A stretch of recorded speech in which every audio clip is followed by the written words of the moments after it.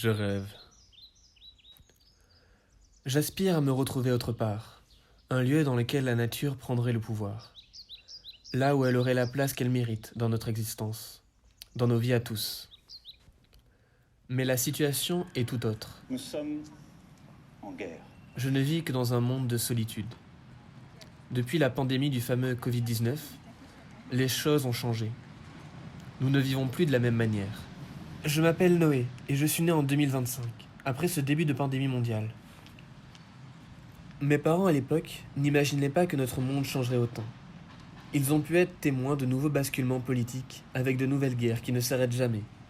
Ils ont vécu un effondrement politique. Les États n'ont pas résisté aux nouvelles crises économiques, pandémiques ou encore écologiques qui sont survenues. Le monde s'est assombri. Le monde n'est plus.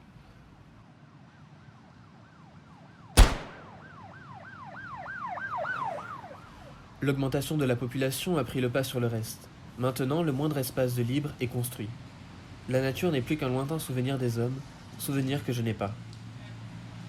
Cependant, j'ai gardé en moi cet espoir de trouver mon échappatoire, mon île, tel Robinson Crusoe. Et, après des mois de recherche, je l'ai trouvé. Un autre monde, inconnu, résistant à ces vagues de crise. Une ville dans laquelle je pourrais m'imaginer vivre. Une ville au nom d'Abbeville-la-Rivière. Ce serait apparemment un lieu de résistance, dans lequel je vais aller chercher ma liberté, ma nouvelle réalité. Cette fameuse ville verte, où la nature prédomine, où l'air que l'on respire ne semble pas être une couche de pollution, et où le port du masque n'existe pas.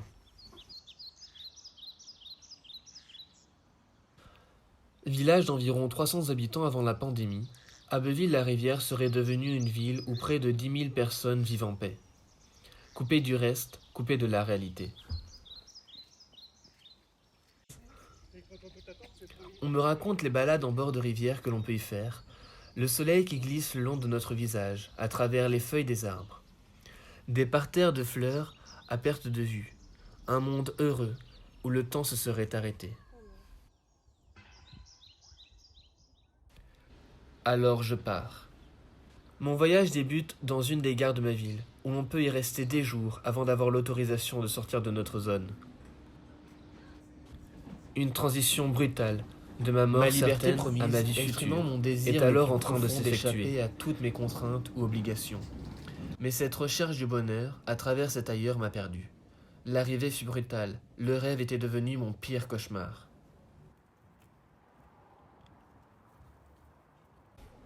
J'étais abasourdi. Cette ville, l'Eldorado que j'avais imaginé, ne fut que déception. J'ai exploré ce nouvel environnement, de béton, solide, dur et froid. Je me sentais grisé de l'atmosphère, laissé par cet ancien village devenu une ville dense, où la notion d'écologie n'existe plus. Le monde est-il identique où que l'on se trouve? J'ai quitté ma famille, laissé cette ville dans laquelle j'avais grandi, et qui m'a meurtri, pour me retrouver face à son reflet. Mais j'espère encore. Je crois qu'il y a toujours une lueur d'espoir, qui j'espère nous conduira vers un futur meilleur. Je suis témoin d'un monde en chute libre, qui réussira à se relever.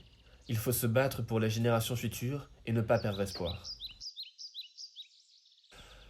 Comme a dit Schopenhauer, si notre vie était infinie et sans douleur, il n'arriverait à personne de se demander pourquoi le monde existe.